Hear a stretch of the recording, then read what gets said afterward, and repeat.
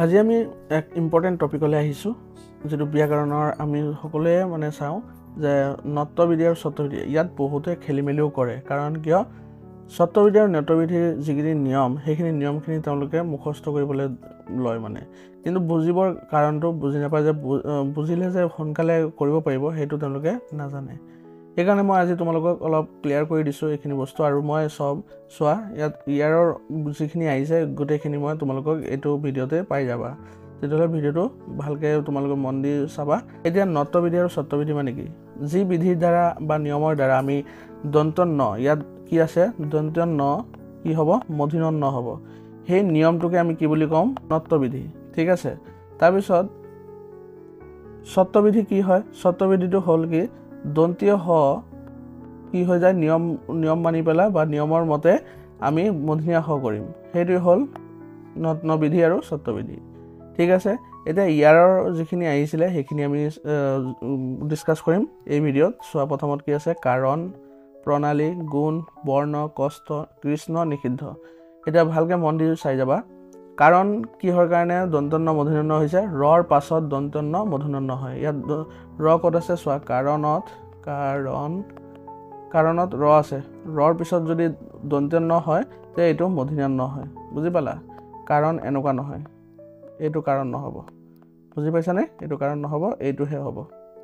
কাৰণ ৰৰ পিছত দন্ত নৰ মূৰ্ধন্য ন হয়। বুজি পালা? প্ৰণালী আকৌ ৰৰ পিছত প যোগ প্ৰ, ৰৰ পাছত দন্ত ন মূৰ্ধন্য ন হয়। ঠিক আছে। ঠিক তেনেদৰে গুণ স্বাভাৱিকতে দন্ত ন মূৰ্ধন্য ন হয়, এইটো স্বাভাৱিকতে হৈছে। বৰ্ণটো ৰ আছে, ৰৰ পাছত দন্ত ন মূৰ্ধন্য ন হয়। ঠিক আছে। ৰ থাকিলে তোমালোকে ভাবি লোৱা যে 1 নম্বৰ পইণ্টটো কি ৰ থাকিলে তোমালোকৰ দন্ত নটো মূৰ্ধন্য ন হ'বই। বুজিলা? ৰ পালোঁ এটা প্ৰথম কাৰণ। তাৰপিছত চোৱা কষ্ট, ত বৰ্গৰ আখৰৰ লগত যুক্ত দন্তীয় হ মূৰ্ধন্য হ হয়। এতিয়া 2 নম্বৰ কি আৰু এটা বস্তু মনত ৰাখা যে ত যদি বৰ্গ থাকে তেতিয়াহ'লে দন্তীয় হ মূৰ্ধন্য হ হ'ব। বুজিলা? এই মূৰ্ধন্য হ হ'ব ত থাকিলে। এটা হ'ল ৰ আৰু এটা হ'ল ত। নট্যবিধিত ৰ আৰু ছত্ৰবিধিত ত, এই দুটা আহি থাকে, খুব ৰিপিট হয়, ভালকৈ চাবা। কৃষ্ণ মূৰ্ধন্য হৰ পাছত দন্ত ন মূৰ্ধন্য ন হয়।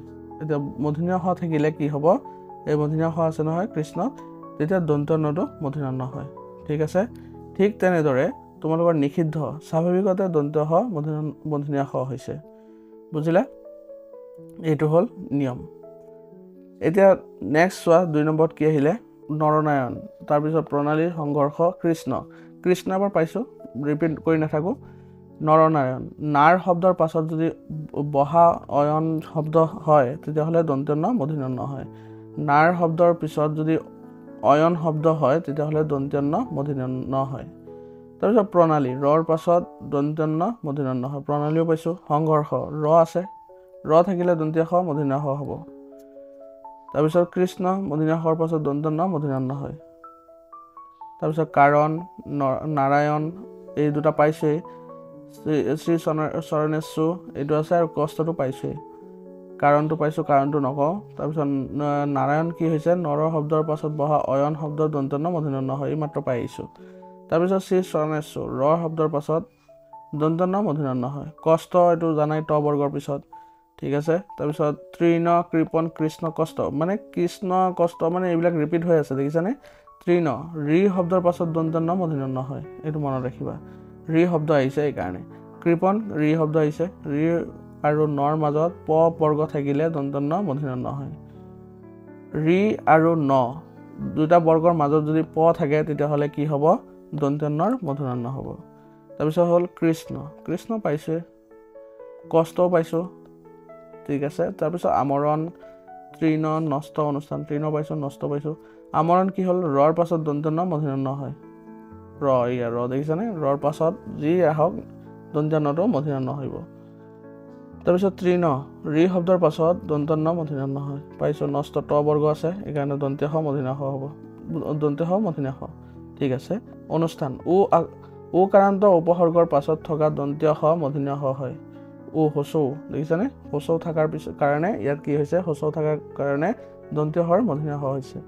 তাৰপিছত আহিলে পাষাণ, কৰুণা, সুষ্মা, সুষমা যুধিষ্ঠিৰ এটা পাখান কি হ'ব মূৰ্ধন্য ষৰ পাছত দন্ত্য ন মূৰ্ধন্য ন হয় কৰুণা ৰৰ পাছত দন্ত্য ন মূৰ্ধন্য ন হয় সুষমা হু উপসৰ্গৰ পাছত থকা সম শব্দৰ দন্ত্য হ মূৰ্ধন্য হ হয় ভালকে মন দি শুনি যাবা আৰু আছে যুধিষ্ঠিৰ যুধি শব্দৰ পাছত থকা স্থিৰ শব্দৰ দন্ত্য হ মূৰ্ধন্য হ হয় তাৰপিছত 7 নম্বৰ ঋণ বৰ্ণ কষ্ট দুখ তোমালোকে চাই যাবা SSLC কোনটো ইয়াৰত আহিছে তোমালোকে হেতু চাই যাবা ঋণ ৰিৰ শব্দৰ পাছত দন্ত্য ন মূৰ্ধন্য হ হয় বৰ্ণ ৰ শব্দৰ পাছত দন্ত্য ন মূৰ্ধন্য ন হয় কষ্ট পাইছো দুখ স্বাভাৱিকতে দন্ত্য হ মূৰ্ধন্য হ হৈছে এটো 2007 আহিছে সো কাৰণ আৰু কষ্ট এই দুইটা একেলগে পাইছো আমি ৰৰ পাছত দন্ত্য ন মূৰ্ধন্য ন হয় চাব নালাগে কষ্ট ত বৰ্গৰ পাছত কি হৈছে দন্ত্য হ মূৰ্ধন্য হ হয় ঠিক আছে তাৰপিছত 9 নম্বৰ দুষ্ট কৰ্ণ দুইটাই পাইছো 2009 আকৌ ৰিপিট হৈছে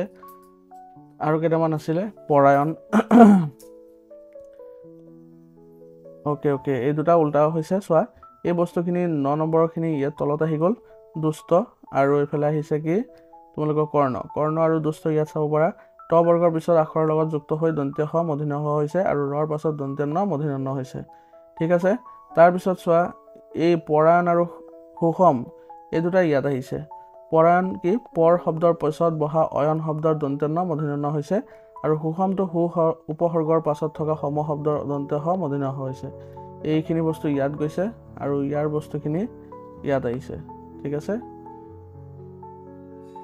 তাৰ পিছত চোৱা পৰিষ্কাৰ তপন কৃষি কৰ্ণ পৰিষ্কাৰ ই কাৰণত উপসৰ্গৰ পাছত থকা দন্ত্য হ মূৰ্ধন্য হ হৈছে ঠিক আছে তাৰ পিছত তৰ্পণ ৰ শব্দৰ পাছত দন্ত্য ন মূৰ্ধন্য ন হৈছে কৃষি ৰি শব্দৰ পাছত দন্ত্য হ মূৰ্ধন্য হ হৈছে কৰ্ণ ৰৰ পাছত দন্ত্য ন মূৰ্ধন্য ন হয় তাৰপিছত 12 নম্বৰ এটো আহিছে 2013ত ঋণ কাৰণ চৰণেশ্বু শ্ৰী চৰণেশ্বু আৰু বৰষুণ ঋণ ৰি শব্দৰ পাছত দন্ত্য ন মূৰ্ধন্য ন হয় কাৰণ ৰৰ পাছত দন্ত্য ন মূৰ্ধন্য ন হয় শ্ৰী চৰণেশ্বু ৰ শব্দৰ পাছত দন্ত্য ন মূৰ্ধন্য ন হয় বৰষুণ ৰ শব্দৰ পাছত দন্ত্য হ মূৰ্ধন্য হ হয় ৰটো তোমালোকে বাৰে বাৰে চাবাই ৰ বহুত ইম্পৰ্টেন্ট ৰি ইম্পৰ্টেন্ট এইবিলাক চাই যাবা এইবিলাকৰ ভিতৰতে আহে আৰু ত এইকেইটাৰ ভিতৰতে উলট পালট হয় তোমালোকক খুদিলে এই তিনিটাৰ পৰাই বেছিকৈ খুদিব তাৰপিছত চোৱা তৃণ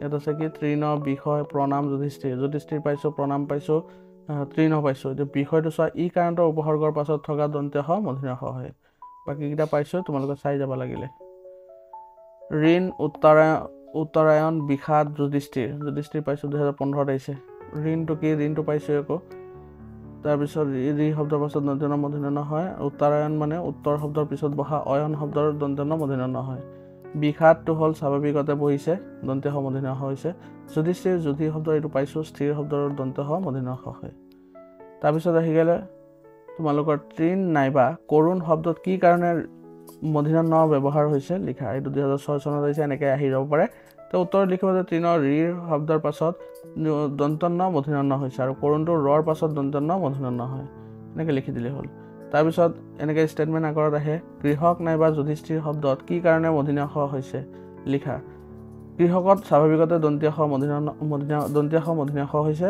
আৰু যুধিষ্ঠিৰ যুধি শব্দৰ পাছত থকা স্থিৰ শব্দৰ দন্ত্য হ মূৰ্ধন্য হ হৈছে এনেকৈ লিখি দিবা 17 নম্বৰ চোৱা 17 নম্বৰ কেইবাৰ আহিছে চোৱা 2007ত আহিছে 8ত আহিছে 9ত আহিছে 11ত আহিছে এইটো আকৌ ৰিপিট হ'ব পাৰে নগ্ন বিধিৰ দুটা নিয়ম লিখি উদাহৰণ দিয়া এতিয়া কি কৈছে দুটা নিয়ম লিখিব দিছে এটা নিয়ম হ'ল কি একেটা পদতে ৰি ৰ হৰ পিছত দন্ত্য ন মূৰ্ধন্য ন হয় যেনেকৈ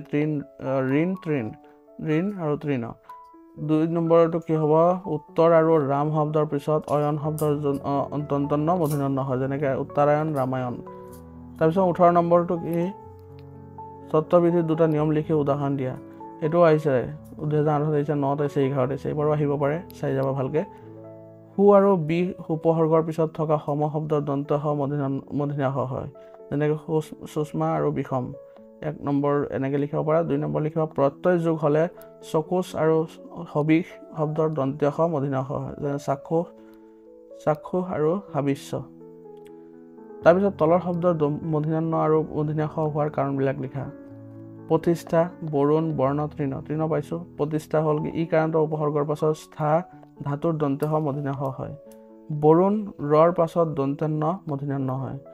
বৰ্ষ ৰৰ পাছত দন্ত্য খ মূৰ্ধন্য হ হয়। তৃণ ৰিৰ পাছত দন্ত্য মূৰ্ধন্য হয়।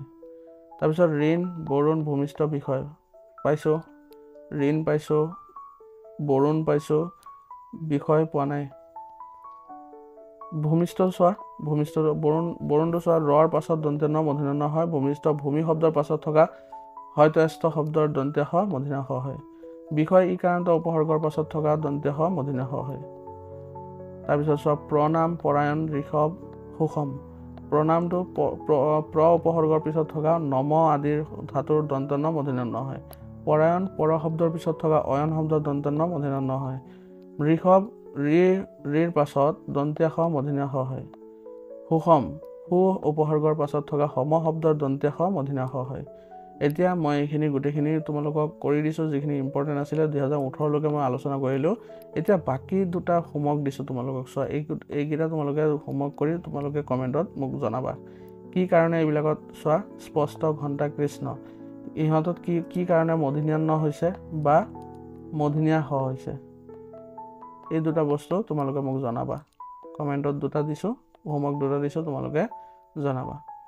ঠিক আছে, আজিৰ ভিডিঅ'টো এইখিনিলৈকে আছিলে। তোমালোকক বহুত বহুত ধন্যবাদ। যদি ভিডিঅ'টো ভাল লাগিছে তেনেহ'লে লাইক কৰিবা আৰু কমেণ্টত তোমালোকে যদি কিবা আৰু বেলেগ টপিক আলোচনা কৰিব লাগে সেইটোও জনাবা আৰু ভিডিঅ'টো যিমান পাৰা শ্বেয়াৰ কৰি দিবা। ধন্যবাদ।